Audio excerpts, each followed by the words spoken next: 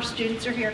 Where would you like us to stand? This is perfect. You guys can come to the front. This is Kayla, and she's in 3rd grade now. And every year I do a study on facts about the 50 states, and the kids get to make a booklet. They find an article. They have to report on the article, give the main idea and the details. And Kayla was so intrigued by the project that she asked if she could borrow my state-by-state guide. Came back a couple days later and said, this is the video, why do all these other states have state insects? Pennsylvania even has 3, and that really made Kayla mad. She said, that is not fair. How can we get one? That was her question. And so that's how this whole thing started. We've been working on this for a year and a half. We have 2 bills in the State House right now. 2nd graders have 2 bills in the State House. Senate Bill 95 is with the Rules and Procedures Committee, Legislative Procedures Committee, and the Natural Resource Committee, which is House Bill 1243. They actually traveled by bus a couple weeks ago, and they went and testified in front of the Natural Resource Committee. They were amazing. So we're going to kind of do what they did then. They have 22 facts that we've researched with the help of Tom Turpin, entomologist at Purdue.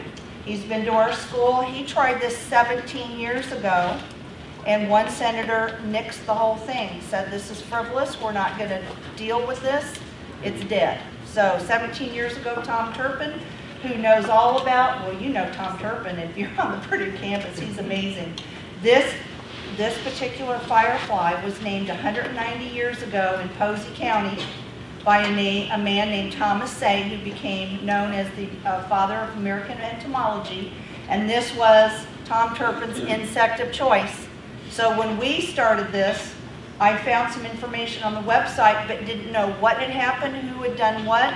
We thought, well, if this is good enough for Purdue to be the proposed insect, it's good enough for us, so we just went through it with it until I met Tom Turpin and talked with him last spring. And he's been behind us the whole way, and it's amazing. So we appreciate you having us here today, and we're going to have the kids, I'll let Kayla go first, and then Ms. Besser is going to kind of organize the kids and have them come up and help them with any words, but they're pretty good readers. So thank you again for having us, and this is Kayla. Hello, my name is Kayla. I'm in 3rd grade.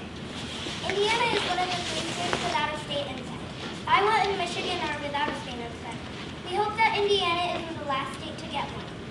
Fireflies help farmers.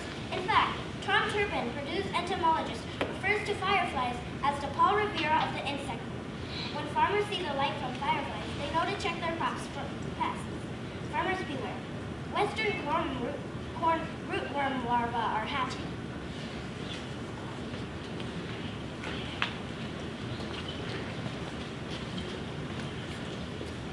Hello, my name is Emma. I'm in 3rd grade. Scientists have learned to make synthetic luciferase so that they don't have to harvest or kill fireflies to obtain it. The practice or harvesting fireflies to obtain this substance has contributed to their decline.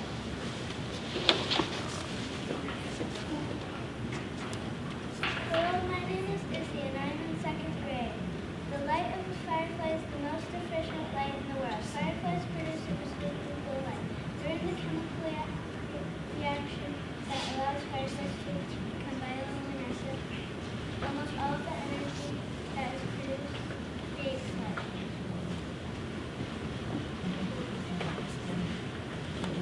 Hello, my name is Gigi. I'm in 3rd grade. Did you know that 80% of insects make up the world's animal species? Insects are essential, if not critical, to the Earth's ecological balance. Have you ever heard that the tree clover, your nose started made this song famous in the 1950s about fireflies? Did you know that Robert Frost built a poem entitled Fireflies in the Garden? Having the state's firefly as a state symbol will be a wonderful opportunity to promote science and development and for students of all ages.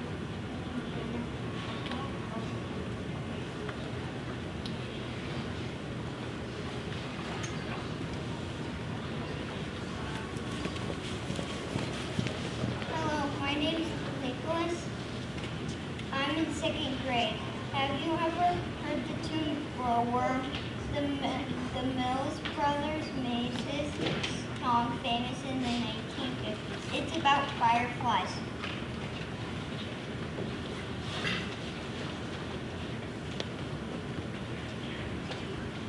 Hello, my name is Zedong. I'm in second grade. Indiana native and poet James Whitcomb Greenfield wrote, "In fireflies like golden seeds are the song about the night."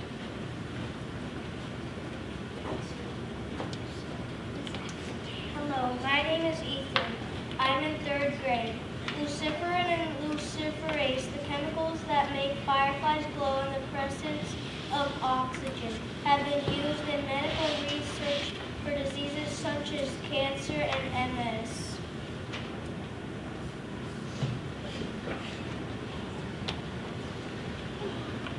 Hello, my name is Grace. I'm in third grade. Thomas Say, known as the father of American entomology, named this particular firefly that we are proposing to become Indiana state insect. Pyractomina undulata is commonly known as the Say's firefly. Thomas Say. In the interest of respect for the fact that we've got second graders and third graders among us. So at this time, is there any discussion on the floor? Yes. I saw this in the Journal and Courier one day. I was riding the bus to campus, and immediately, well, first I saw Posey County, and that's where I'm from, so I was very interested. And then I saw that this was by second graders. I was, as an elementary education major, and I'm sure my colleagues over there could attest to this, reading something about this got me really excited about my future and just spreading the story around to my classmates and to my biology students, just telling them what's going on in this classroom. It's great. It's a wonderful example of teaching. I hope to mimic this in my classroom in the future. I would love to do something like this. I'm glad you guys did this. I'm glad you guys came. You did great work. You did better than some Purdue students do on research projects. I hope that this passes. I'm going to assume that it's going to pass. I look forward to taking this to the State House tomorrow. I look forward to signing something that's going into space. Like, that's awesome. There's a firefly going into space because second graders asked the question. Like, who would ever think that? So I would really appreciate a vote in the affirmative on this resolution. Yes.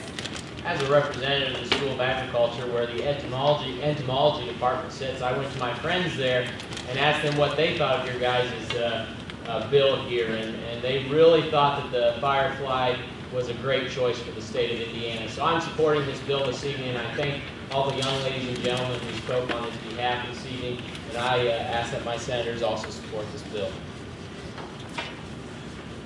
Is there any further discussion at this time? Seeing none, we will move to a vote. Oh, Can I say one thing? Have as many people as you can contact the State House. Contact every legislator in the House and the Senate. The chairs, Senator Long of this in the Rules and Procedures Committee. Eberhardt is the chair of the Natural Resource Committee. They need to hear from people all over the state of Indiana. So if you can help us get the word out to all corners of Indiana, to contact, call them. I've got information. Jacob's got it. That's going to help our cause, and I'm getting this information from somebody who's helping us navigate our way through legislation, which we're inexperienced, but we have 2 bills in the State House. So if you can help us do that and have people call the legislators, all of them, and say this firefly bill needs to be taken seriously. And thank your agriculture friends, because Tom Turpin says it's the Paul Revere of the insect world. They help farmers. So thank you so much. thank you so much for coming out tonight. You guys did an awesome job. I had a grin on my face the entire time. So, all right, seeing no further discussion at this time, we will move to a vote. All in favor, please raise your name placards. All right. With a unanimous vote, Resolution 1531 passes.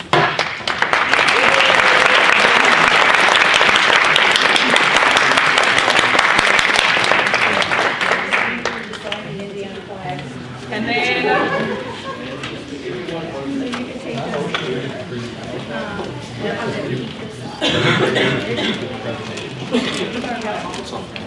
Okay, so now cycling back a little bit, we're going to go back to informal business to continue with our presentations from speakers. So first up would be Purdue 360. So we're going to invite you to the floor at this time.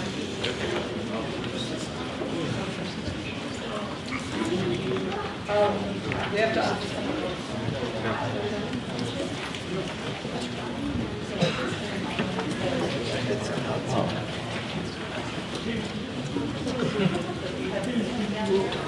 To new business. Yes.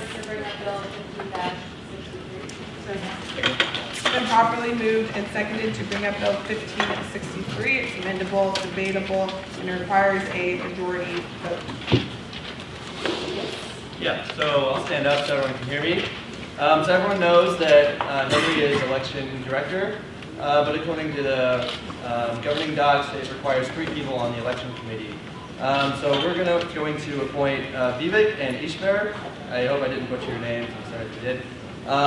But going off of that, we wanted to have someone as outreach director. So I'm going to amend the bill to add Omar Hakim as outreach director of the election committee. Okay.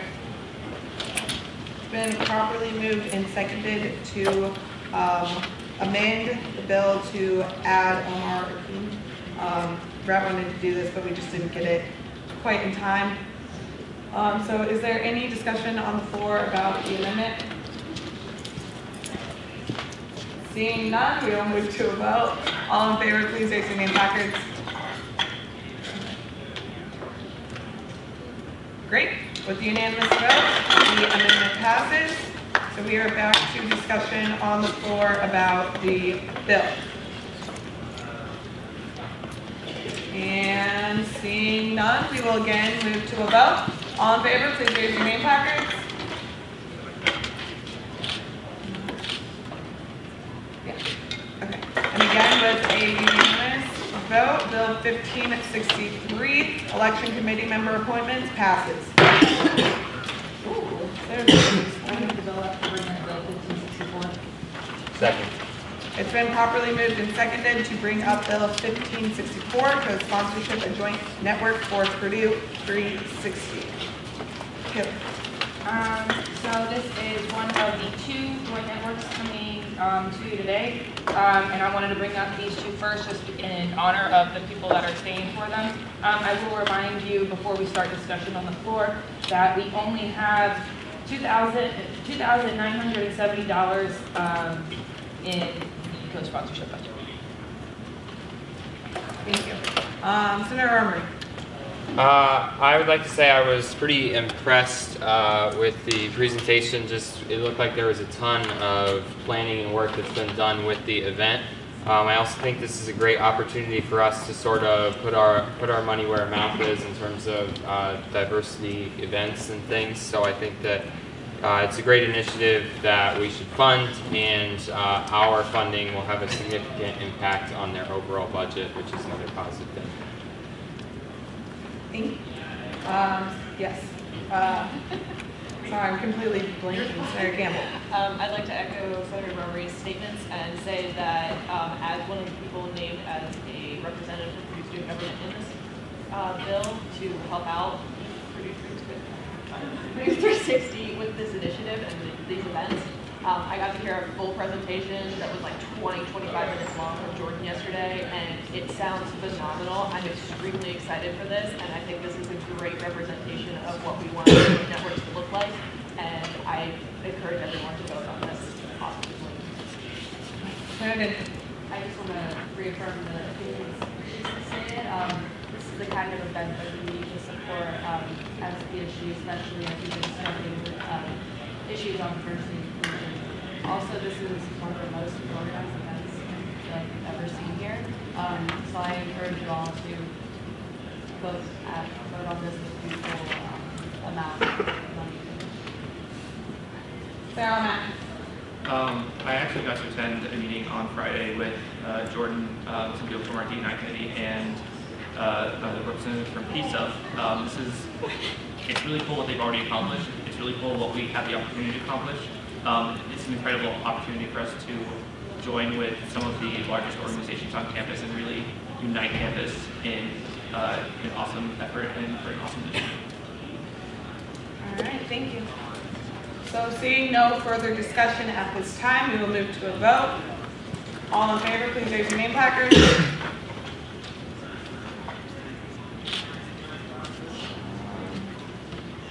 Okay. Final decisions? Okay. So the only ones to the 26th.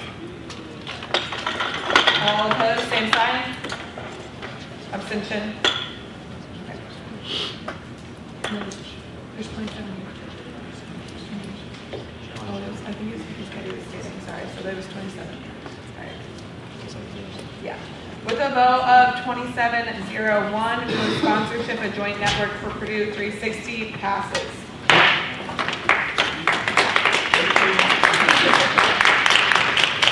Okay. Sarah Cole. I would move to bring up Bill 1565. Second. It's been properly moved and seconded to bring up Bill 1565, co-sponsorship, a joint network of Carry Club. It's amendable, debatable, and requires a majority vote. Senator Toll, why don't you start us off? All right, again, this is Bill I authored, being that big chair. So now we cannot afford it the way it is written. So because we only have $1470 left in our account, we can discuss exactly the amount that we will need to amend it down to on the floor now.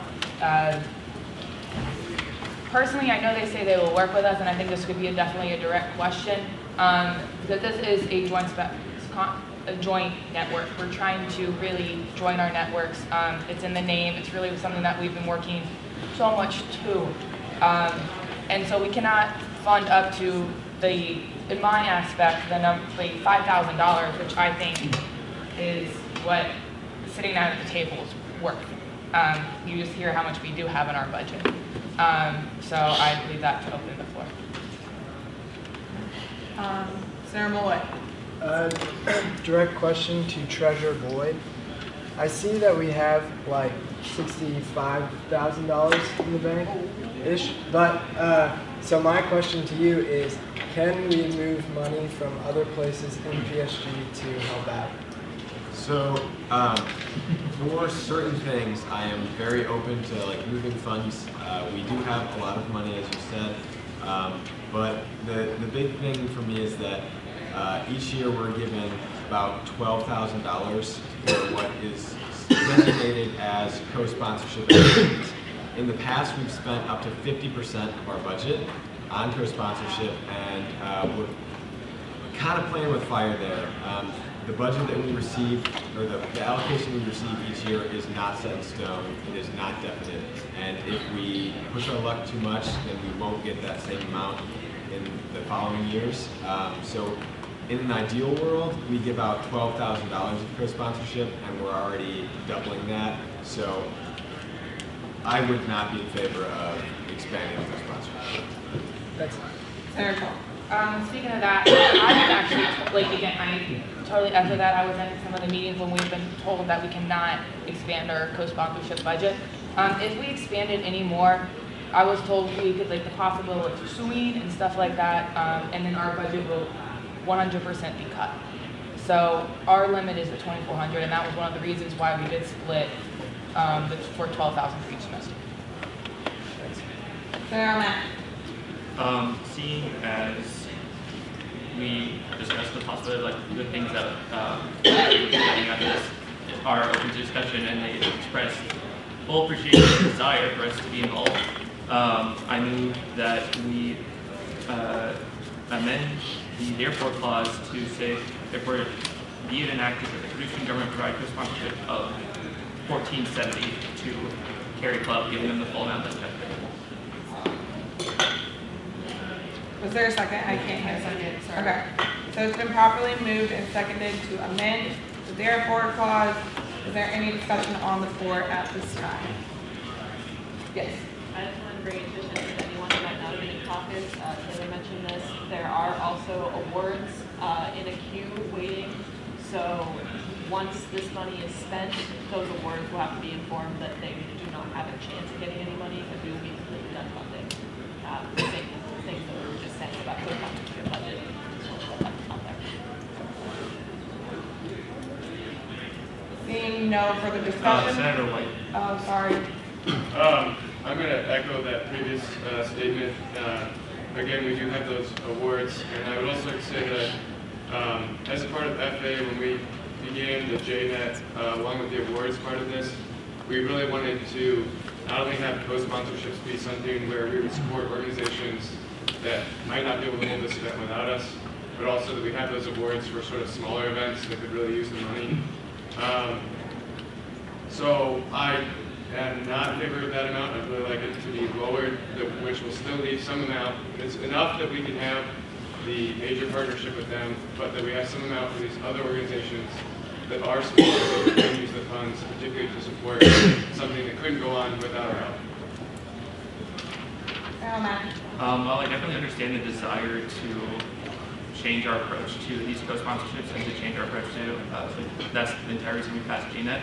I'd like to point out that this is not something that was brought up with Purdue 360. This is not something that we've discussed in the past. It's odd to me that we're now discussing how we want to allocate the money to other organizations when we're discussing this prospect in front of us, when this has not been the conversation we've consistently had in previous joint efforts and co-sponsorships. I don't think it's fair to say now that we've reached the end of our bucket that this money be held to different standards in how we're allocating it as opposed to other ventures that we tried to attack. Additionally, I think everyone can agree this is going to be, a lot of students are going to be wanting to attend this. This is one of those like big bang for our buck opportunities where lots of students will attend for the amount we give. It might even be $1 per student, which is a great place to put our money, in my opinion. Well, it sounds like I'm saying on the fence. I really do agree with both the comments about concerns for leaving the money for a lot of different other student organizations while also funding what I think is an awesome event. Having worked on, like Senator Almack said, the fall concert in the past, but then also been to this concert, I'm a little biased. I think that Rock Quad just blows a lot of other student concerts on campus out of the water. Really affects a lot of students. Therefore, to try to continue our efforts to fund this organization while also leaving some money, I move to amend the amendment to therefore be enacted that Purdue student government provide co-sponsorship of $1,000. It's been properly amended, or it's been properly moved and seconded to amend the amendment to now say 1,000. Okay. Is there any discussion on the floor at this time about the amendment to the amendment? Senator. I have the thing about going off of what you said, Cherie. We do remind everybody the exact budget. I said it for 360. I said it for this one before. Peter says it at every meeting. We do remind everybody about the budget and how much we spend. Like, it is a fact. It's always in our packages. I always mention it. FA has a meeting every week where we go over our budget and we figure out what we can get what, and we come in here with a plan. Sometimes the plan doesn't go as planned. It's in the nature of the work. But we do come in here with a plan, and we do look for the future, and we do look at the future, and it's not like we're changing our process because this is our last one. We're stating the facts because we only have this much money in our budget. Where you're looking at it, we mentioned it last week. You should have seen Peter and I. We were freaking out that we're spending that much money. That was not part of the plan. But you move on. You move on. We're dealing with what we have faced now. So I came in here with a plan. Sometimes the plans change. So we're not taking it differently. We're taking it as is.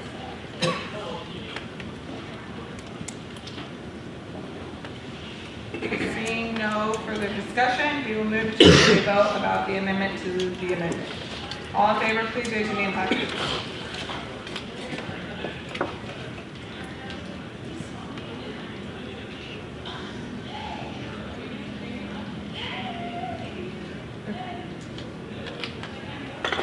All opposed, same sign. Okay. Abstentions?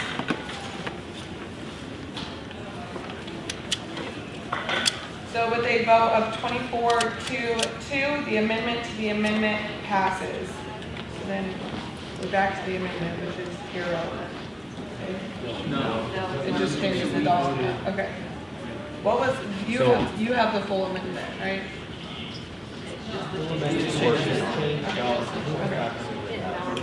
So then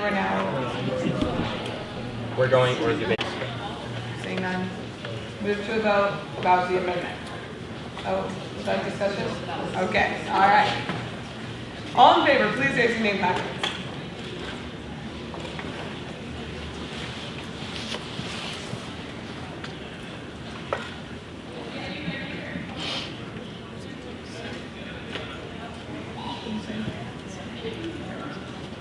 All opposed, same sign. Right. Opposed, will you raise your name packets again? 1, 2. Abstentions?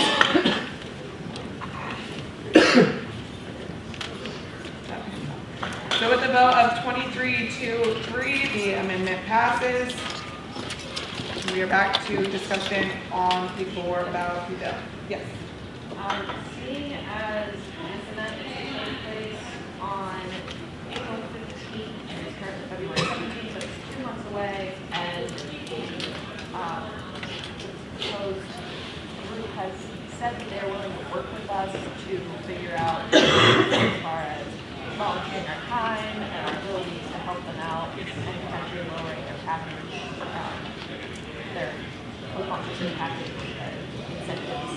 I would like to propose the potential to table this to our next meeting so that we can discuss that with them and work that out with them and have a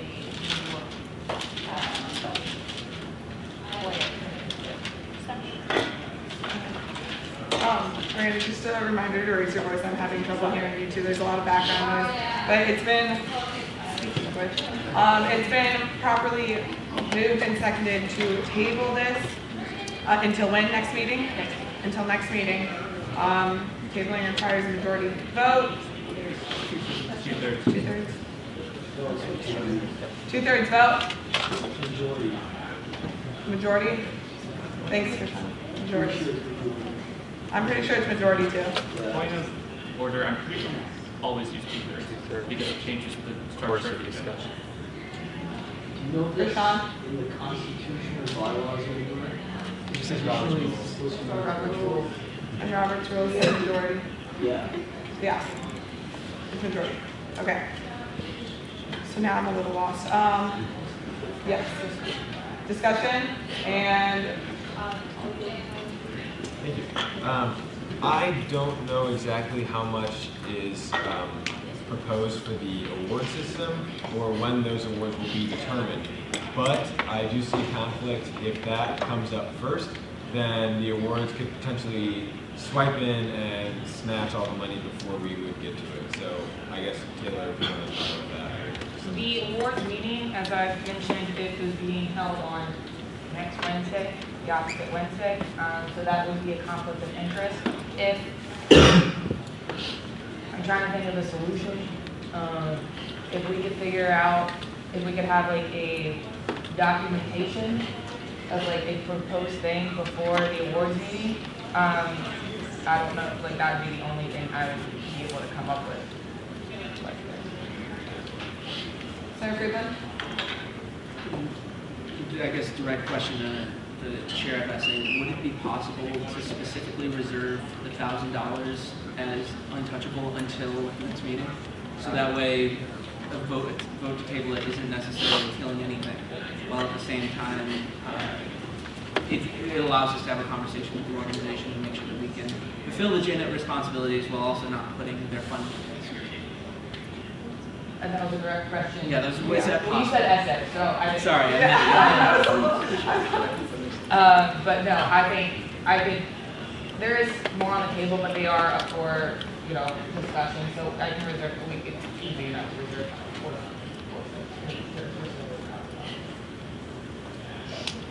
It's like it can be done.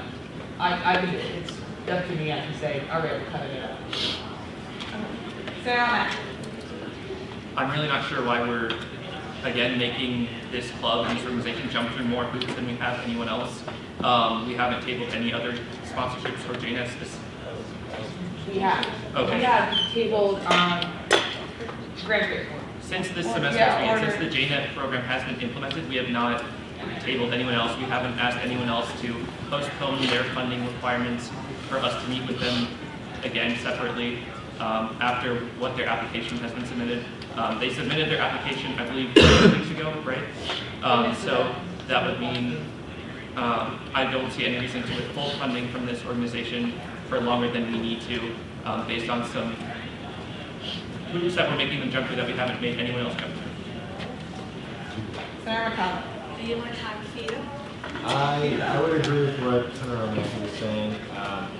I don't know if I entirely see the point. If we're concerned that now that we're giving them less money, if we can still partner with them, I don't know if that's truly valid. They applied for a joint network, co-sponsorship. They should have gone into this with the idea that they would be partnering with us no matter what. Otherwise, they shouldn't have applied for this, because that is the whole point of why we structured the system, was so that we could truly partner with another organization. I would say if you're going to give them the funding, fire them, do it today. I don't see the point in waiting. Senator Moore. Yeah, I agree with Senator Al-Mackey and Treasurer Boyd on this. Folks, we're about to add insult to injury here. We just took away most of the money they were asking for, and now we're going to say you have to sit through another Senate meeting. As exciting as these meetings are, I think it's more than fair to vote on it today. Senator McConnell. I, like to reference the balanced budget bill or resolution that's on the table that we fiscally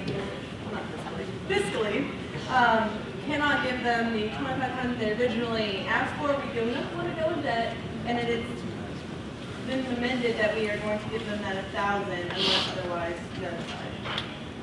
Just a reminder, guys, only the person who's been called on speaks. Is there any further discussion? Okay. Seeing none, we are voting on tabling the bill until next meeting. So all in favor, please raise your name placards. Okay. That's easy. All opposed, same sign.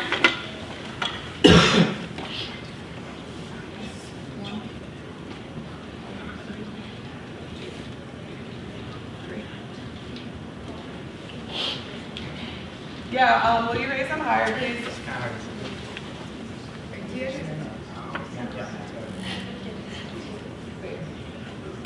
No.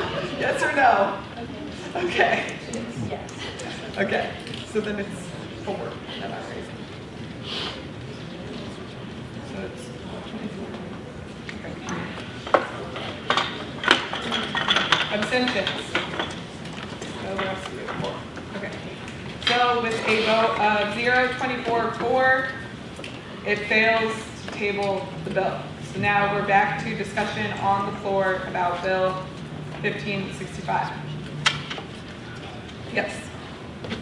So I think that it's a great event, and I think that we would be able to reach a lot of students that way. The concerns that I have now that we're down to 1,000, they had a $38,000 budget. How much is this 1,000 really going to impact them compared to what it could in an award, where those are smaller amounts to bigger, smaller? It's a larger percentage of those people's budgets, so that could have more of an impact.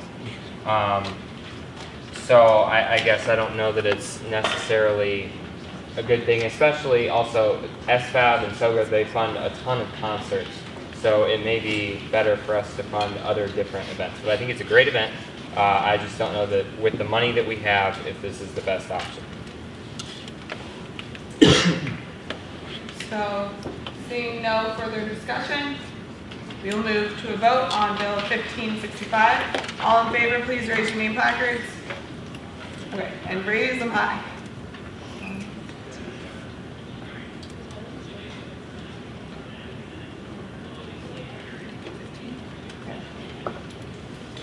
All opposed, same sign.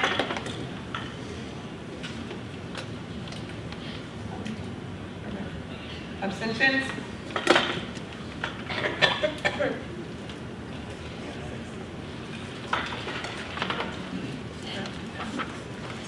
Yeah. So with a vote of 1576, Bill 1565, co-sponsorship and joint network of Cary Club passes. Yes, Senator Danger. Motion to bring up Bill 15-67. Is there a second? I can hear. Second, yes. Okay. It's been properly moved and seconded to bring up Bill 1567, creation of ad hoc cultural center seats. This is amendable, debatable, and requires a 2/3 majority vote. Who was the author? How about Harley? I think two things. I'm not good at math, so we'll find out. So I wrote this bill and submitted it literally 3 hours after Adi's and David's Student Voices Amendment passed, because we don't have the time. You don't have the time, they don't have the time, I don't have the time to wait to get these voices on the table anymore. There is no time. I know that there's talk about tabling it, but I'm going to be completely blunt with you guys. I'd be really flippin' stupid. There are people who are upset and need help, and they need their voices heard, and this bill is going to give them the opportunity to. Some of my senator friends have wrote an amendment to hopefully help ease any vague concerns for you guys. So I just think it's time for this to go through. It's just, there's no more time left to wait. Thank you. Senator Danger. And I want to echo what Carly said. We don't have time to wait on this. We know election season's coming up, and I think we only have 3 more Senate sessions. That kind of nicks a few of them out.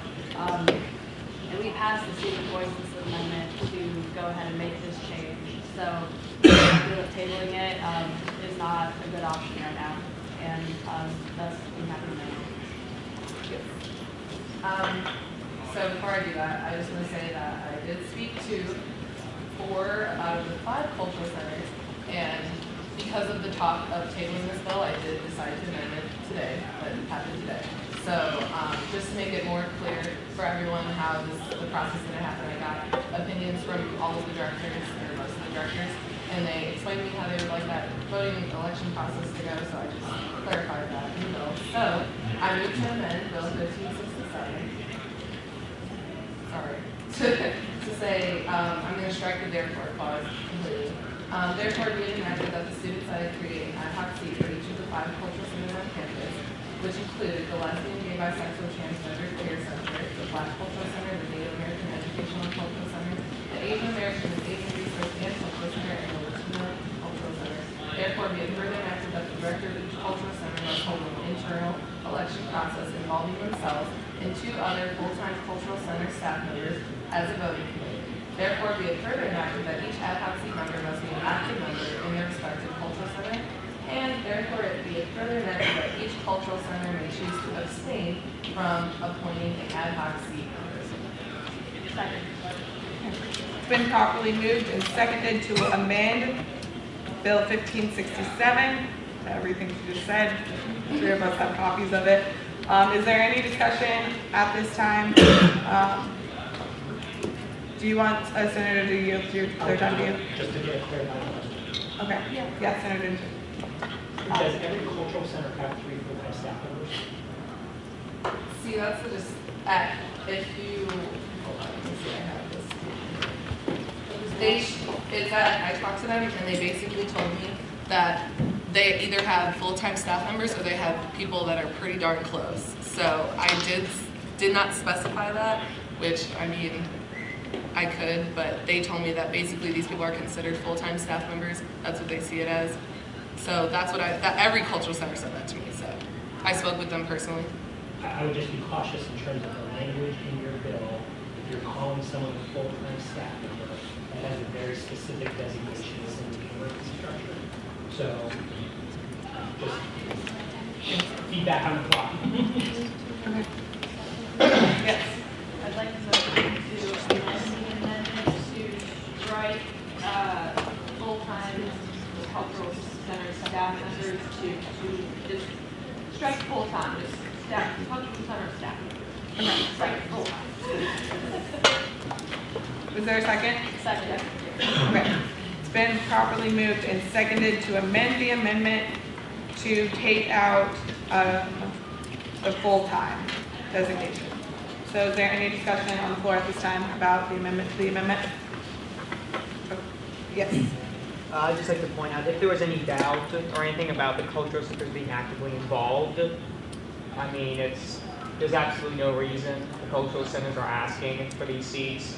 So, I mean, I'm just thinking they're obviously going to be very involved with choosing who's going to be on the ad hoc seats. So. Okay. Seeing no further discussion, we will move to a vote. Oh, do you want to say? Yeah, I was just going to say quickly, I feel like the ad hoc seats process that are bill that we passed last time, the process of potentially adding seats, is kind of an all or nothing proposition. I would be voting just because of the original concerns that I had with the process of adding ad hoc seats. I think that, for me, I would personally, I'm not voting no because I don't think that this is a legitimate issue. I have an issue with me saying I'm going to vote yes because on these seats or no on potentially other seats. I think all students that have a passionate political agenda, how can I say no to some and say yes to others? So for me, it's a all yes or all no proposition in the interest of representing the students. I think it's a dangerous precedent to set to say yes to anyone that comes in here wants a seat. So for that reason, I'm voting no. However, I want to make it clear that I'm not saying that I don't think it's legitimate. This is a legitimate cause, so to speak. Point of clarification, we're still talking in the amendment of the amendment, correct? Yes. Yes. Yes. Yes. Yes. Okay. Yes. Full time. Yes. Yeah. So, we ready to move to a vote on the amendment to the amendment, and then we can get back to further discussion at that time. So, all in favor, please raise your name placards. Okay, unanimous? All right. The amendment to the amendment unanimously passes. So we are back to discussion about the amendment. Senator Benjamin. In response to Senator Jones, I'd just like to bring up that the Student Voices Amendment is a direct response to issues that relate to cultural centers. I don't know if it's an issue of setting precedent or not. This is just simply what prompted us to create the Student Voices Amendment in the first place. Yes. I just want to point out that this bill already passed. So this is just me clarifying for basically how the process is going to go based on the opinions of the cultural center directors. So I just want to point that out. This is something that already passed. You know, if we're going to fight this fight again, we can do that, but it's already a bill. Like, this is just clarification and enacting this process so it can happen and we can get these seats and this representation. Senator Morse. Thank you. I just want to say, I think this is a great example of handling a question on legislation and getting it resolved outside the Senate. Katie, way to take the lead on that. That's awesome.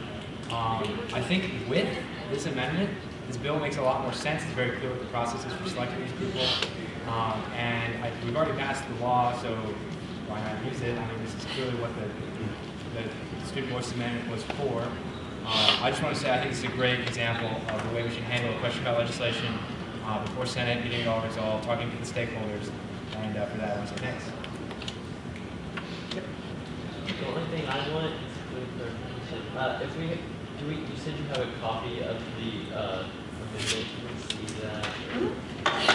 Yep. All right. So seeing no further discussion, we will move to a vote on the amendment to Bill 1567. So all in favor, please raise your name placards. Okay. Okay. Unanimous? Okay. Now we're back to discussion about Bill 1567. Yes. Okay, so we had the awesome privilege of hearing from Provost Zedong today. It's interesting to me how pretty much everything he said really spoke to this bill. It was all about diversity and hearing those voices that are asking to be heard. So I think we're really honoring his time taken with us today by passing this bill. Yes. the quote, Provost Dutta, he said it was important that we broaden our horizons and share our lived experiences with each other in the interest of Purdue University. Looking around at the Senate, there aren't too many people who I can say have had the lived experiences that the people from these cultural centers can bring to the table. So I think it's important that we get more voices here at the table to talk about that.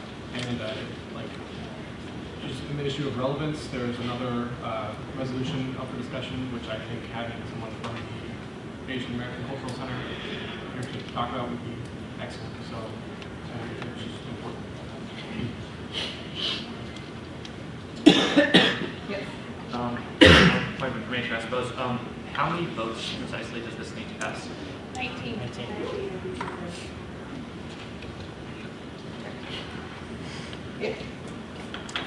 I know I've been, in the last couple of meetings, I was vocal against the amendment to the Constitution itself, and I actually am still against the amendment itself. But that being said, now that it is part of our Constitution, I do think that this is a good use of it. And I will actually be in favor of this, even though paradoxically I'm against the overarching amendment itself, because I think as a part of our Constitution, this is not only the best way to utilize the tool, but it's also the way that it was intended when it was voted in by the two-thirds majority. Yes. I would like to yield my time to Senator Emeritus Ben Mitchell. Hi. So the Student Voices Amendment to the Constitution says that Senate ad hoc members shall be elected or appointed by the segment of the undergraduate student body designated upon their creation. So I would urge us to change that second therefore clause to make sure that undergraduate students are choosing the people in that seat rather than faculty. I do know that some of those staff members are undergraduate students, but I would urge you to clarify that.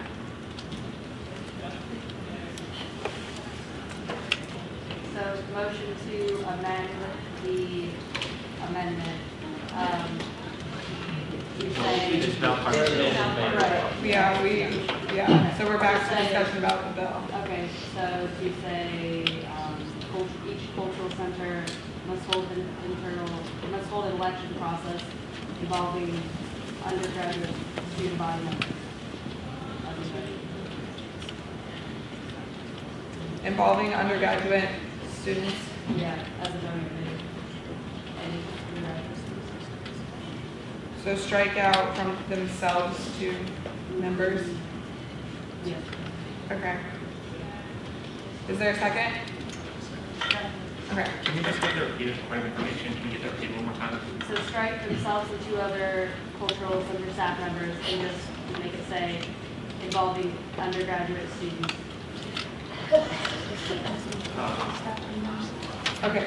It's been properly moved and seconded to amend it. Is there discussion? True. I defer to Senator.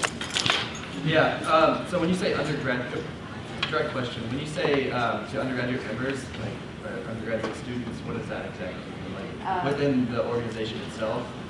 Well, that's what I intended, but I guess as it was written, it was, as a student voice, and then it was written, it was to say undergraduate students.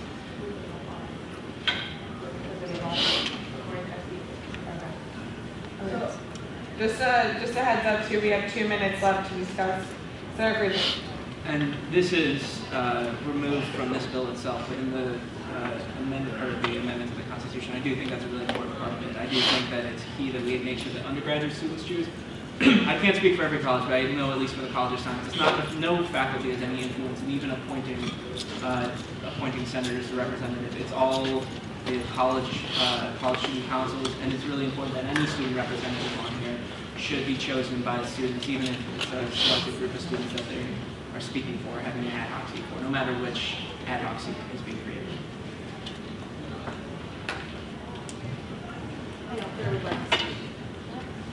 Sorry. I'm going to reiterate that the Student Voices Amendment already says that the undergraduate, active members in that kind of org says that they're going to be a part of that. So when I originally wrote the bill, I didn't think that any of this needed to be added because they so very well craftedly put the process already in your Constitution. So, throwing that out there. So is there any further discussion about the proposed amendment? And seeing, okay. Yeah, I'm gonna so it doesn't say. I'm so sorry. So you're gonna amend the amendment? Like, I just want to add 3, right? Because I need to specify the amount, because that's what the directors told me. So we're going to Okay. amend the amendment. It's the proposed, okay, so the original amendment that passed is what we're now talking about amending. So Jerry proposed an amendment. Are you proposing amending her amendment? Okay. To say 3. Just specify, yes, I'm sorry. Okay. Is there a second? Second. It's been properly moved and seconded to amend the amendment to say 3. Is there any discussion at this time? Just another point of clarification to that question. So, involving 3 undergraduate students? Yes. So there's a voting process with 3 students.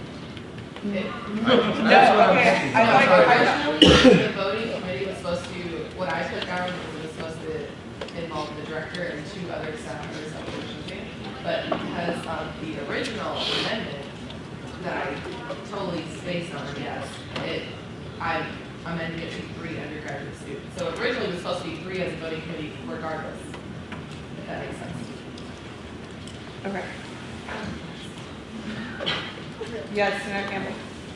Clarification, because I can see some confusion on a couple bases, that the full therefore clause that we are amending to amend right now is, therefore be it further enacted that the director of each cultural center must hold an internal election process involving 3 undergraduate students as a voting committee. So that's as a committee, it's not just 3 undergraduates. So just throwing that out there. Thank you. Yes. I was just gonna ask if she could just read out what they meant it to be. But I think that effectively accomplished that. So, Senator Friedman. Would it be possible just to reword that so it makes it clear that it's a committee in the voting? I know it's all semantics, but the original As a voting committee. yeah, as a voting committee could be miscued as saying the committee votes, and I agree with Senator Winston. The committee votes might, for any representative, is insufficient to represent. And it just as an election committee, maybe just reword it so that it isn't at risk of being a couple students with one of their friends into any kind of advocacy. Senator Campbell.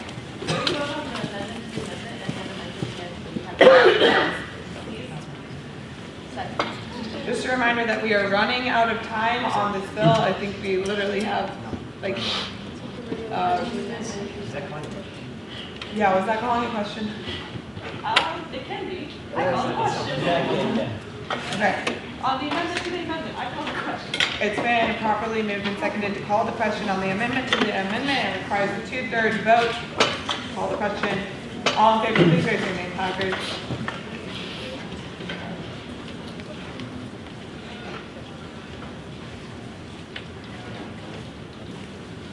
Well, there's, okay. So it unanimously passes to have a vote. So, all in favor of the amendment, please raise your name, Packard. So just to clarify, this amendment is just changing it to say 3 undergraduate students. Okay. Yes, as committee. Okay, so please raise them high if you're voting in favor. Are you no longer voting in favor?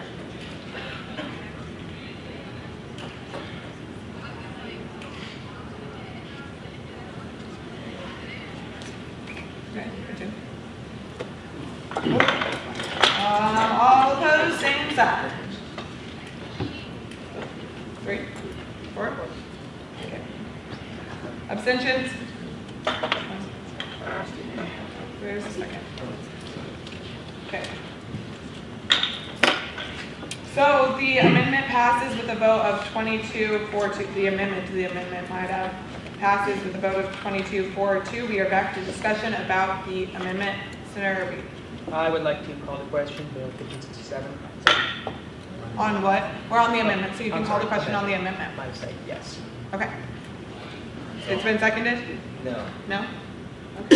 You are only calling the question on the bill, correct? No, he said to the amendment. Okay.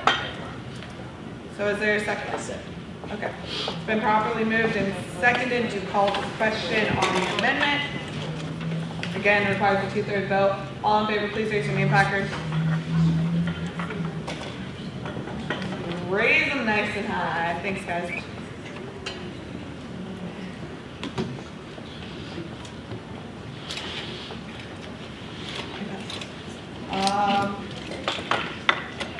All opposed, same sign.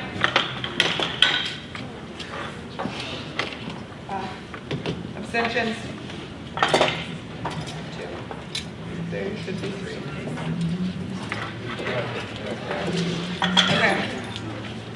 So it passes to call the question with a vote of 25-3. So now we will be voting on the amendment.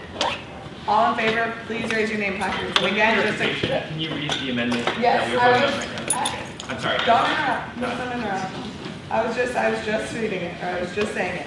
So just to clarify, the amendment will be, therefore, be it enacted that the director of each cultural center must hold an internal election process involving 3 undergraduate students as a voting committee.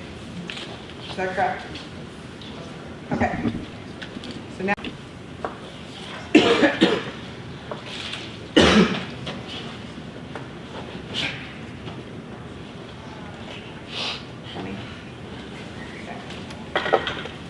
All opposed, same sign.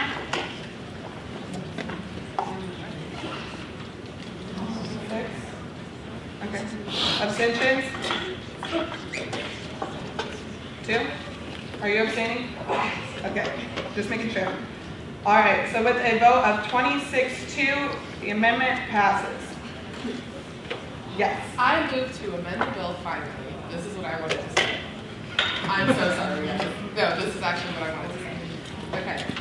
It's going to say, therefore, be it further enacted that the director of each cultural center must hold an internal election process involving 3 undergraduate students as an election committee, which are appointed by the director. Does that make more sense? Okay. So as an election committee that is appointed by the director. Second. I'm clarifying. So it's as an election committee that's appointed by the director? Yes.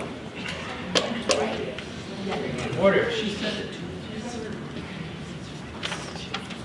Okay, Katie, your amendment was as an election committee appointed by the director, correct? So it's just adding as an election committee appointed by the director to the end of the second version, therefore, correct. Can you repeat that? I have it written down. I can bring it to you. Okay. Just so that we can clarify for everyone. Okay. Election committee appointed. Yes, that's what it is. Okay, perfect. Great, thank you. So now the proposed amendment makes the second therefore clause, I think it's the second therefore clause. Yes.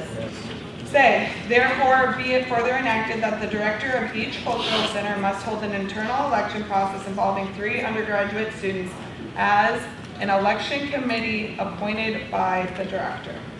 Is there any discussion at this time about the proposed amendment? Yes.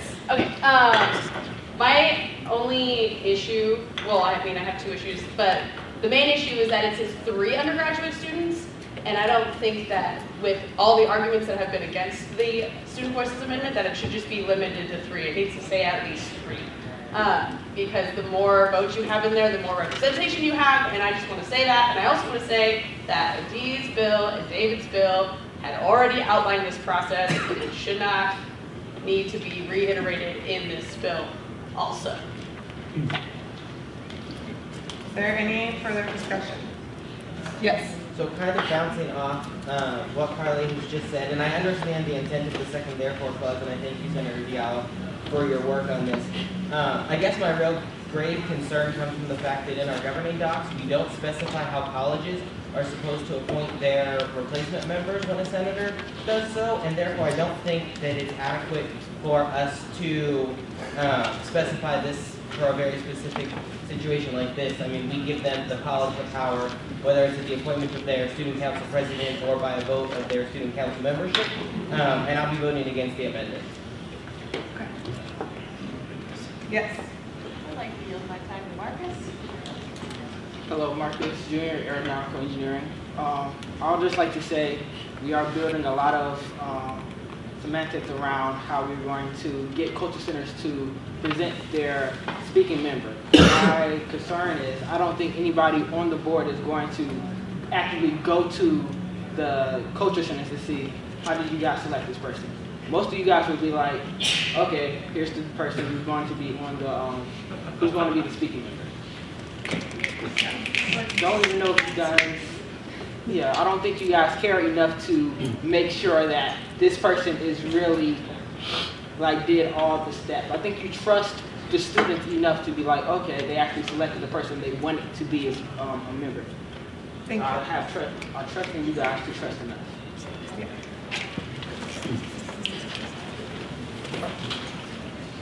Yes. Yield my time to Vice President. Thank you. I'm going to echo the last two comments that were said. We're spending a lot of time amending and debating semantics. And exactly as Senator Fraser said, trust me, I know, because I've been spending a ridiculous amount of time emailing people trying to fill the empty seats. As per our Constitution, there aren't super specific guidelines about how empty seats are supposed to be filled. It defers to the student council, and then if after 2 regularly scheduled Senate meetings, the student council doesn't appoint someone, then I petition the dean. That's pretty vague, and we're spending a lot of time arguing about this. So pretty much what Marcus said, what Senator Fraser said, kind of just let's end the debate about semantics and just move forward and trust that it's going to be okay. Yes.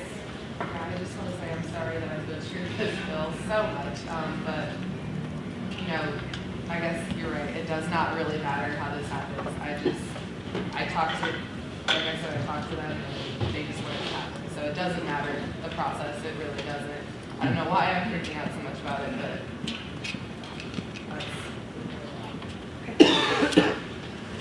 So, seeing no further discussion, we'll move to a vote about the amendment. So, all in favor, please raise your name flag.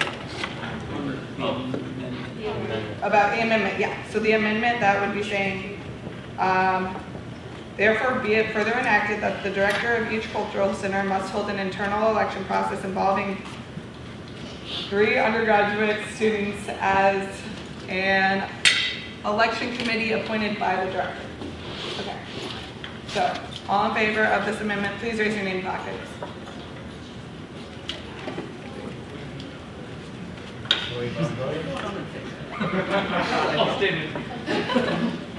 Okay. So 4. All opposed, same sign.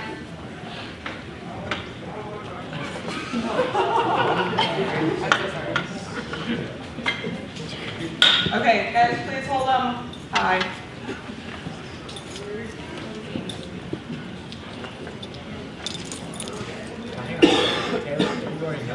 What are we doing on? The amendment that I just read. The amendment? Okay. 1. No? Guys, I'm so sorry. Okay.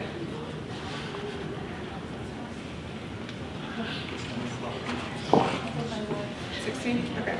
16. Abstentions? 5, 6.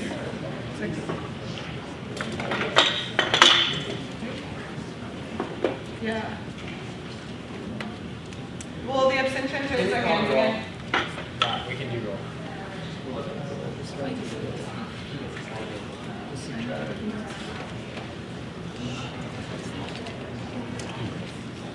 Yeah, all right, let's vote on roll. Sorry, guys, it makes it really difficult to change your mind halfway through and the vote's all off, so. On the amendment, no. Ross Smith.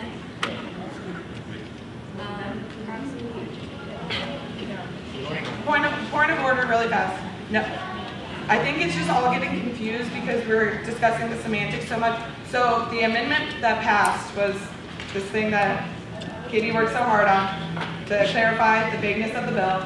And then, so that's part of the bill now. So then It's just a simple amendment that she was proposing. Basically, it's confusing. It's the amendment that had been made but passed. Does that make sense? So that was what had been changed. So it was proposing to change it to, therefore be it further enacted that the director of each cultural center must hold an internal election process involving 3 undergraduate students as an election committee appointed by the director. All right, so that's what we're voting by roll, and I'm sorry it got mixed up because we had hands going up and down. So just to make sure that we have the vote right, we're voting by roll, and we are back to Secretary Kumar. Zachary Frazier. No. Ross Smith. No. Ethan McNeely. Roxy for Jacob Getty. Courtney Castleman. Hannah Khan. No. Daniel Romery. No. Giovanni Malloy. Nope. Mackenzie McDonald. Abstain. Taylor Toll. Proxy for Grace Campbell. Abstain. Miranda Campbell. Abstain. Hannah Calvert. No. Jerry Dinger. Nay. Katie Diallo. Sarah Morrison. No. Noah White. Jonathan Jones. Sam Friedland. Yay. Sheree Wolmaki. Proudly yes. Proxy for Eric Scott. Yay. Brenner Winston. Nay. David Teeter. Nay. Proxy for Nathan Graver. No. Evan Kinnaman. Abstain. Rochelle Paul. Abstain. Dan Irby. Abstain. Trinette Lopez.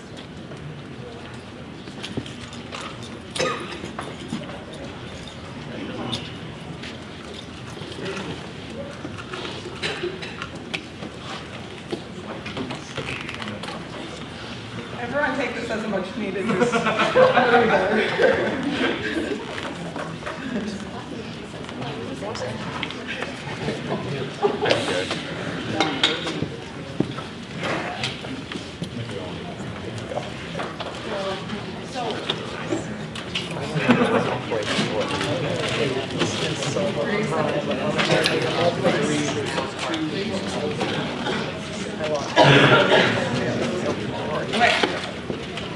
All right, so come back to me, guys.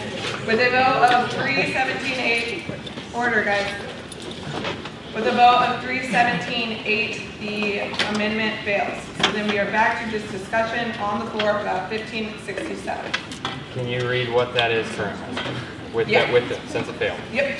So, do you want me to just read the whole thing? Okay. All right.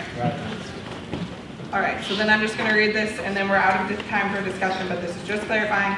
So, Bill 1567 will read, whereas Purdue student government must strive to hear and represent the voices of the entirety of the diverse student body, and whereas, as exemplified by the actions of many concerned constituents, and stated in previous legislation, the underrepresented minorities on Purdue's campus have neither been effectively nor accurately represented, and whereas the recent passing of the Student Voices Amendment gives the Student Senate the power to create ad hoc speaking members, and whereas there are injustices inflicted upon students and Purdue needs to model their behavior that is required of one of the best academic institutions in the world, and whereas it is up to everyone to become involved in the bettering of our community, and it is a goal of the Student Senate to give everyone an opportunity to move Purdue forward. Therefore, be it enacted that the Student Senate create an ad hoc seat for each of the 5 cultural centers on campus, which include the LGBTQ Center, the Black Cultural Center, the Native American Educational and Cultural Center, the Asian American and Asian Resource and Cultural Center, and the Latino Cultural Center. Therefore, be it further enacted that the director of each cultural center must hold an internal election process involving oh gosh, what is it? Involving themselves and 2 other cultural centers after that. No, it says involving, it says involving 3 undergraduate students as an election committee appointed by. No, that failed. Oh, as an election committee, as a voting committee. That fails. No, no, he's right. Yeah. Okay. As a voting committee. So, involving themselves as, yeah. Okay, I'm just going to repeat that clause one more time. Therefore, be it further enacted that the director of each cultural center must hold an internal election process involving 3 undergraduate students as a voting committee. That's that clause. Nothing else changed. No.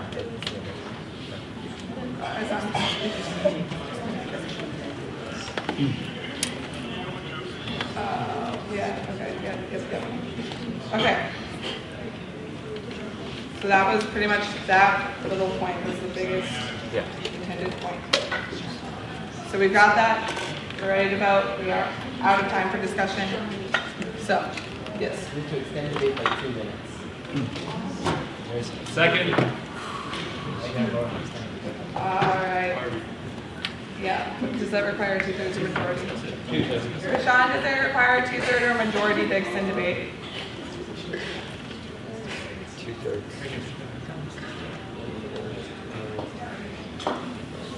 2/3. 2/3. Great. Thank you. So it's been properly moved and seconded to extend debate by 2 minutes. It requires a 2/3 vote. All in favor, please raise your name placards. 3. Okay. All opposed, same sign.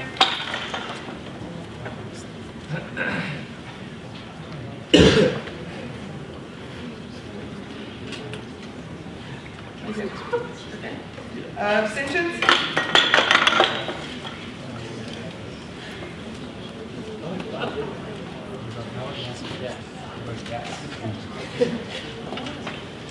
So there were 2 abstentions. Yeah. All right, it's been 5 minutes, so the people who aren't here are just gonna have to count as abstentions. We are resuming. Senator Moy. Out of respect for what's left of our guests here from College Republicans and Young Americans for Liberty, I'd like to bring up Resolution 1533. Second. It's been properly moved and seconded to bring up Resolution 1533, PHP support of a national balanced budget amendment. Ross, would you like to start? All right. Thank you very much, ladies and gentlemen of the Senate, Madam President, for allowing me to speak on the bill. I will keep this as brief as possible. On behalf of Senator Malloy and I'd like to speak on this bill as an economist, and I believe one of the few in the room. This issue of national debt is something that hits really close to home for me as I talk about it in classes on a constant basis. A short time ago, like before we entered this meeting, I checked back on the national debt, which stood at $19,20,640,385, which is up $8,744,000,000 from the time that I wrote this bill a short week ago. These staggering numbers equate to $58,883 per U.S. citizen. So every third grader that we had in the room here today owes that amount of money before they become a taxpayer. On this monstrous debt, roughly $739 million is in U.S. trade deficits, and over $300 million of that being trade deficits with China alone. Over $3 trillion of our national debt is held by foreign countries. And why is national debt detrimental to our country, you may ask? A smaller national savings caused by these large debts leads to a smaller capital stock, which leads to lower productivity and therefore lower wages. High government debt allows us to be less capable to respond to things like recessions, wars, natural disasters, and gives us much less money to work with on programs that help out the national interests. A large national debt leads us to crises that we find ourselves in today, that we have with Social Security and Medicare, not having the money at this time to be able to fund them going forward. Before any program is cut or spending trimmed, it's my dream that we stop the hemorrhaging of this national debt by adding the amendment to the U.S. Constitution that would balance our budget. The best way to do that, however, is through an Article 5 convention. This is a very old idea which was put forth to us in Article 5 of the U.S. Constitution by our founders. That gives we the people the opportunity to pass this legislation through our legislatures to hold a convention, and here's how it works. So 2/3 of the states must pass in their legislatures a petition to hold this convention. When this is done, Congress is required by law to hold a convention of states where each state gets one delegate. All of those delegates, a state can send as many delegates to represent that one vote as they would wish, but each state gets one vote. As amendments are being debated and agreed upon, the amendments then go to the states for ratification. 3/4 of the states must ratify those amendments for it to become part of the U.S. Constitution. So that's 38 states must agree on every single amendment that is brought forth at this Convention of States for it to become part of our Constitution. So our Indiana State Legislature has voted on a petition to have one of these conventions, and we passed it in the Senate in a vote of 35 to 16. It's expected to go before the House of Representatives the 22nd of this month, when it's expected to pass. And Michael R. Pence has said that he supports the legislation. So I do ask that this is our opportunity as students to recognize what should be a bipartisan issue of national debt management and put our stamp of approval on something to do about it. Make no mistake that it is economic fact amongst economists that this level of national debt is not sustainable. It is also economic fact that if we don't do something about it this generation, we are going to rise to a level that the next 5 generations will not be able to handle. I ask for you to join me this evening in supporting this resolution and for a balanced budget amendment. Our generation's economy depends on something to be done here today, and I believe that the future generations absolutely rely on it. So I ask my fellow senators to support this amendment, or support this resolution. Yes. While I fully agree that it is not sustainable to have this level of debt, and I have also been very upset by this through the course of my lifetime, we've gone into such erroneous debt, I would like to point out that I have talked to my constituents about this. They are not in favor of SJR 14 passing.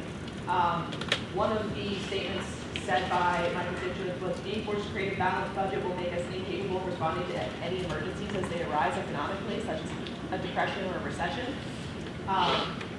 Also, I'd like to point out that an Article 5 convention has not happened except for the first time when the Constitution was adopted. All amendments for the Constitution have come from Congress so far. And also, I would like to point out that SJR 14 does not only call for imposing fiscal restraints on the federal government, but also calls for the limiting of power and jurisdiction of the federal government and the limiting of terms of office for officials and for members of Congress. So SJR 14 is not just concerned with this, it is also concerned with 2 other issues that we're not talking about, and I do not feel comfortable endorsing this with student government when both my constituents do not agree with the simple fact of calling for constitutional convention, and then also we have not discussed the other 2 issues that are being brought up by SJR 14. Sarah Malloy. So while a lot of those concerns are valid, so obviously they haven't written the amendment yet, but a lot of times these groups that are advocating for this amendment will float some sort of exception around, and I believe, Ross can correct me if I'm wrong, the state amendment for Indiana says that Governor Pence can override the amendment when there's an issue of state importance or state emergency. So that would address that concern of your constituents. And more importantly, I mean, for me, the national debt is the most important issue facing our generation. And I know Ross went into a big spiel, so I don't want to take a lot of time, but just remember that you can't do anything if you don't have money. And at some point, the creditors are going to come around and say, United States, where's your money? We're not going to have it. And that's going to be absolutely atrocious for our economic outlook in the future. And it's time for young people to take a stand against, without risking sounding like Ted Cruz, the Washington cartel that is controlling and running up huge lines of credit. So. Sarah Fraser. Just like to continue on that very briefly, it is our duty to improve the country for ourselves and our posterity. And so with that, I do feel the National Balanced Budget Amendment is a significant step towards that progress, and without it, we risk harming our country even farther to the point of collapse. And I mean, we've gone on over 200 years, like with the representative democracy the way we are, we're an example, and this is just another way to set that precedence. I think we have about 30 seconds left on the bill, so Senator Dunn. Just to quickly address one of the fair points brought up by Senator Campbell in terms of it would limit our ability to respond to an economic downturn or depression. That is a fair point that it would limit our ability to respond to such an economic recession, but I would contend to bring more perspective to this point that our debt is already hurting us on a yearly basis in the long term and not just the short term of a recession. It's just spelling this out what makes sense to me. Every year we're paying $430 billion in interest on our national debt. And given that there's 138 million federal taxpayers filed, 69 million of those are actual payers of the federal government, that calculates out to $6,231 every taxpayer is paying just to maintain our debt on interest. $6,000 per year. And so that, without even talking the GDP points that Ross is saying, those $6,000 could have gone to social programs, if you want to look at it that way. That's $6,000 that is going to our creditors, not sitting in the United States. So while that limits our response to recessions, it also hurts us tangibly on a yearly basis every single year. So I just want to bring that perspective to that point. That was fair. And with that, we are actually out of time. Senator Goodman. I motion to extend debate by 5 minutes. Second. It's been properly moved and seconded to extend debate by 5 minutes. All in favor, please raise your hand.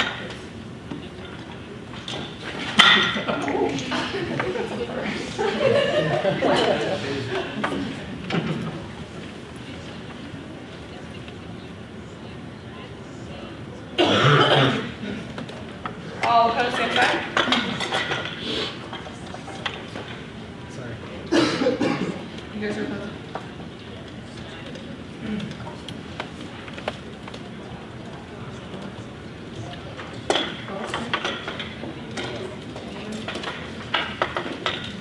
Abstentions? We have one. Abstentions gone. I was right. It was 12.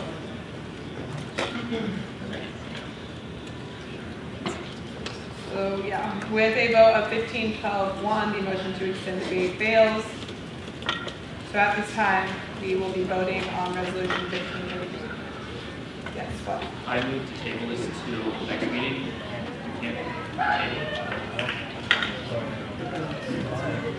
So we're out of time. Yeah. No, why is there a table? Oh. So, again, we are back to voting on resolution 1533, PSG support of the national balanced budget amendment. All in favor, please raise your name placards.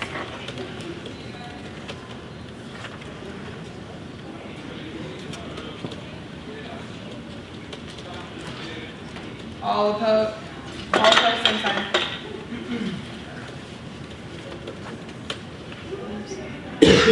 Abstentions?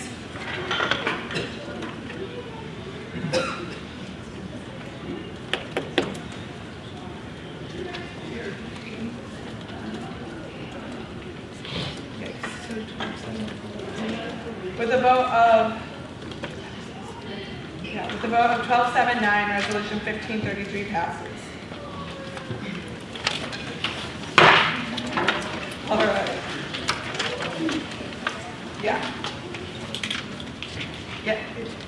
I'm going to bring up resolution Is there a second? It's been properly moved and seconded to bring up resolution 1532. Senator McDonald, why don't you start us off? Okay.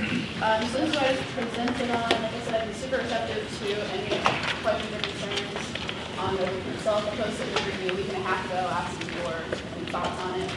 Since then, I just made an amendment on the therefore clause because some people were concerned about sending your group compensation for completion to the pro temp. The only reason behind that was because we've been accused of being prejudiced and racist before. So the whole idea behind that was just that if that were to happen again, we can say, actually, we have 30 senators that have shown that they're working against implicit bias affecting the way they vote. But that's fine. We got rid of that.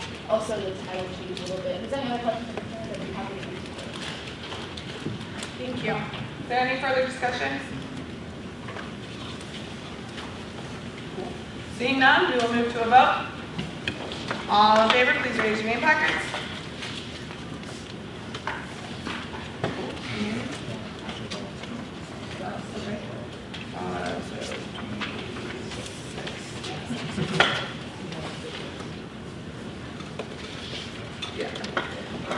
All opposed, same sign. Okay. Abstentions, we just said. Yeah. So with a vote of 26-1-1, resolution 1532, Purdue Student Senate for Purdue Student Senate for Inclusivity and Objective Representation passes. Yes. Motion to bring up bill 15-66.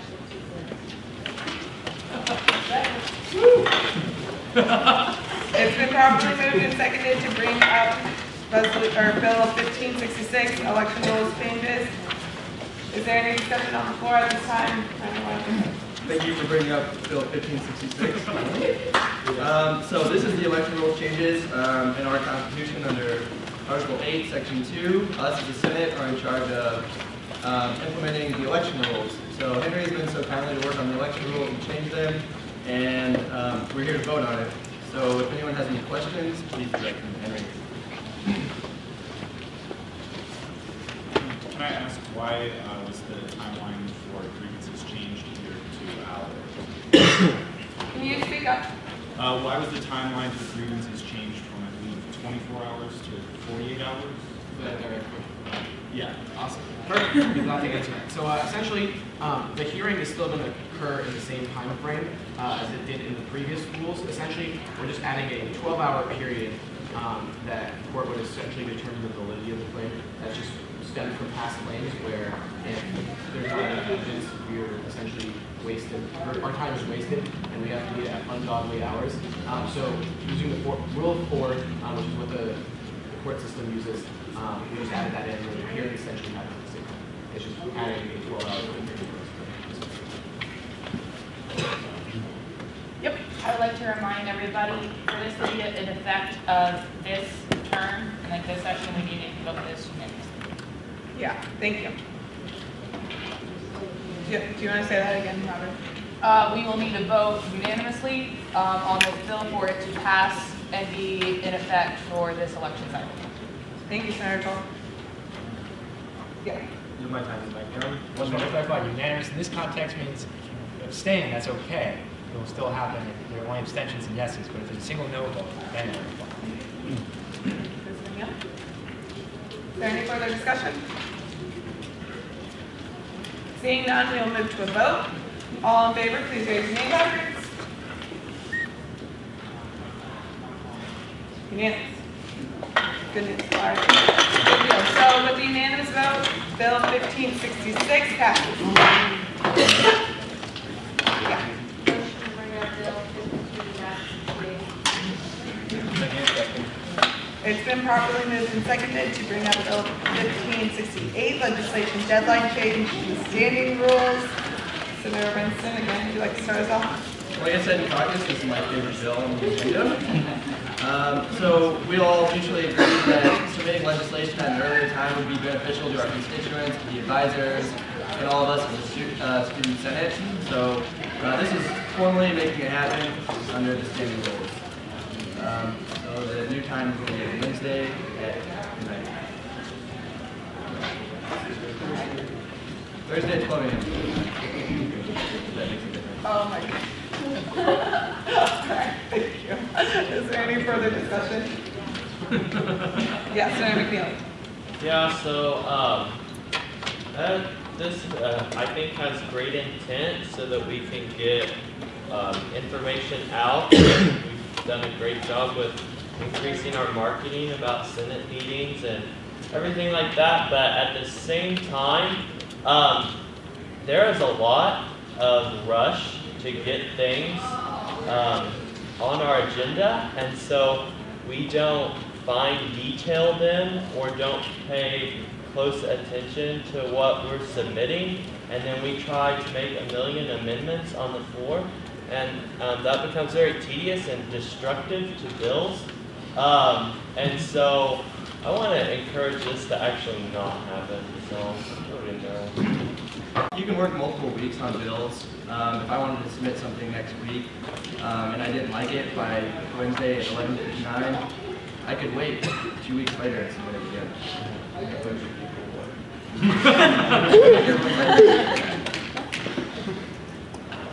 Okay, is there any further discussion? Seeing none, we'll move to a vote. Discussion? I yield my time to Getty.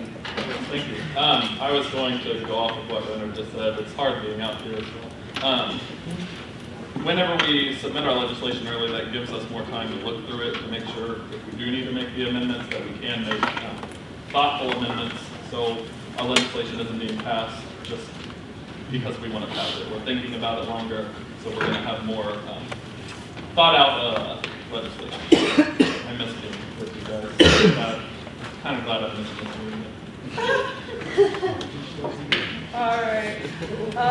So seeing no further discussion at this time, we will now move to a vote. All in favor of Bill 1566, raise your name placards. 68. And it's unanimous. No? Oh, Ethan. Okay. It's in my peripheral. Okay, so that would be 26.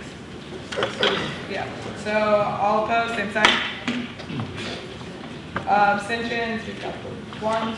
So with a vote of 26-1-1, Bill 1568 passes.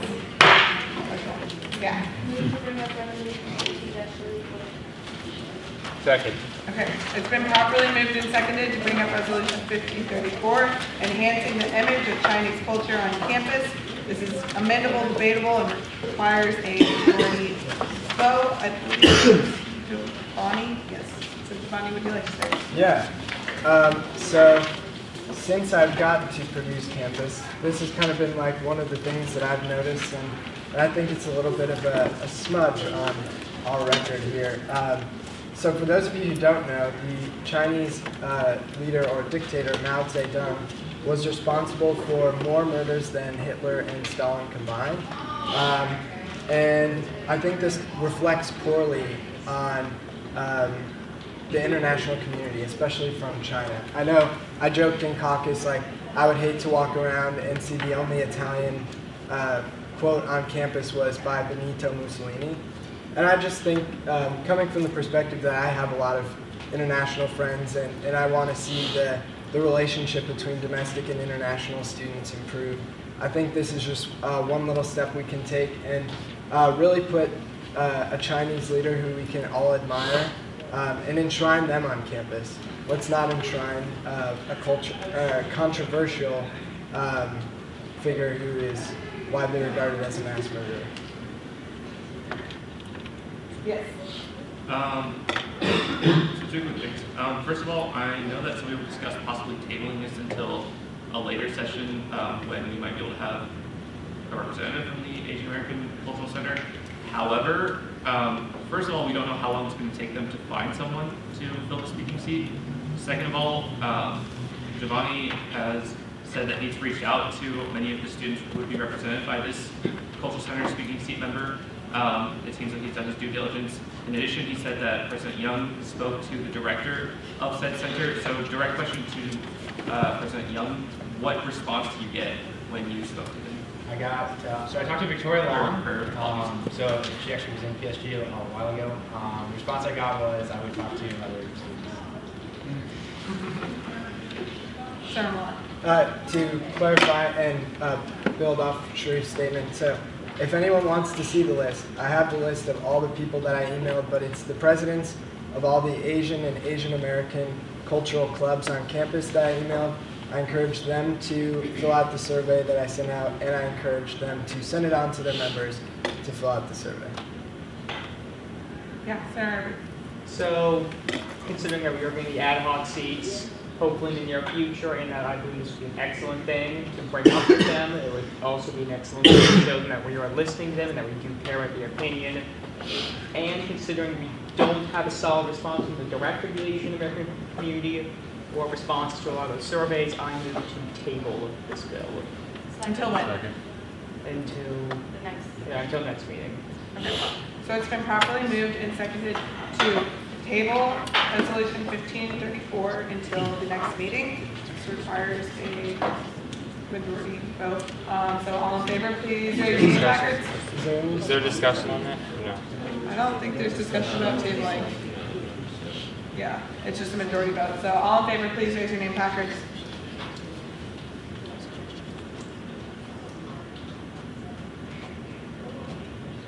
At 14. Okay. All opposed, same sign.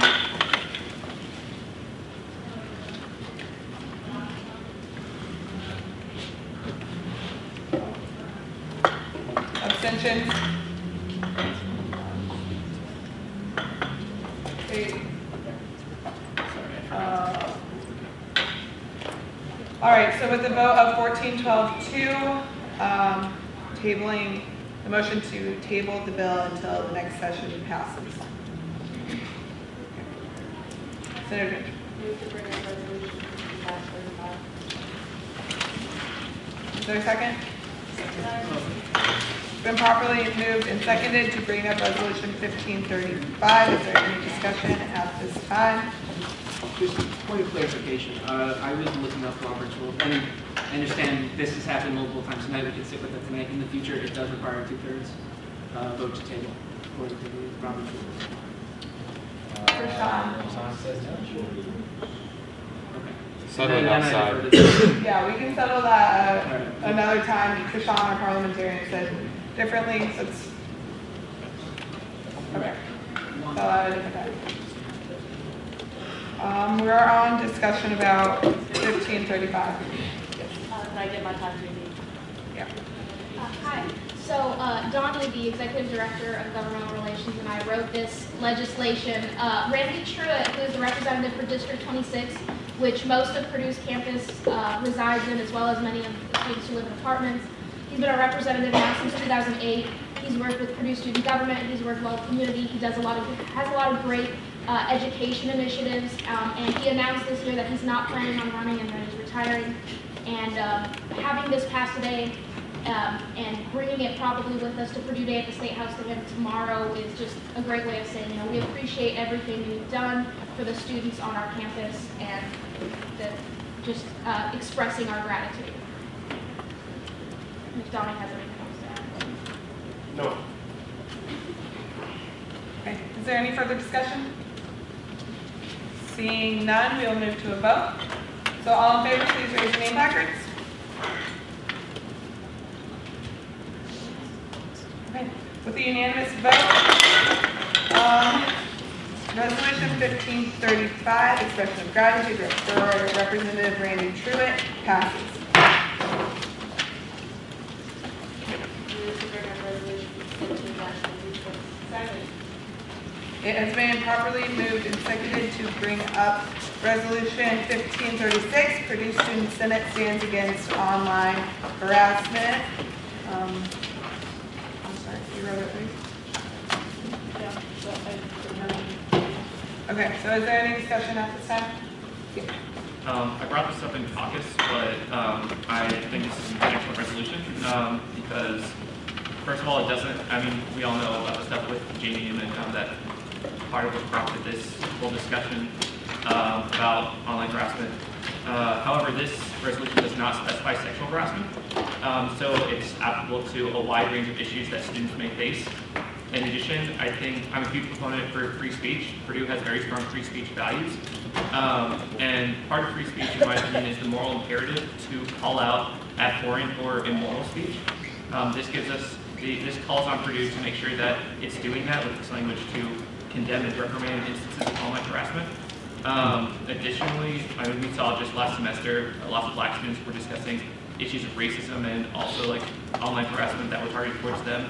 I think this is an excellent resolution. It targets a lot of issues that we've seen just within our tenure here as I would just like to point out something we often discuss at caucus and something that's near and dear to me is the Report 80 Bias online site. It has not been advertised well the last 2 years. Why? I do not know. I have not been able to get a good answer on that from anyone I contacted, but I encourage everyone to share that with their constituents, that that is being used, and I believe Provost Steller's office does oversee that.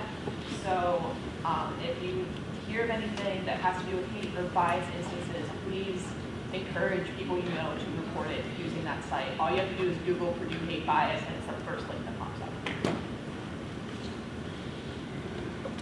Also, just something that's brought up in caucus is that while Purdue does support freedom of speech, your freedoms only last so far as to not interfere with someone else's freedoms, or so when it becomes an issue with interfering on somebody else's rights or freedoms, like you no longer have that freedom. So seeing no further discussion at this time, we'll move to a vote. All in favor, please raise your name placard.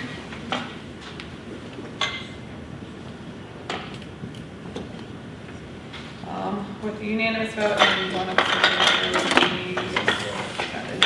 2701, resolution 1536 passes.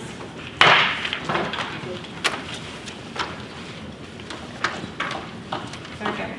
I move to adjourn. Second.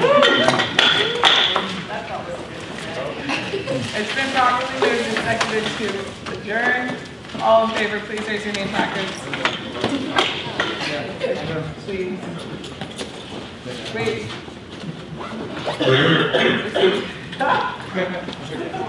It doesn't matter. All right, so with that, all opposed, same sign. Okay. Abstention, so with a vote of 25-1-1, 26-1-1.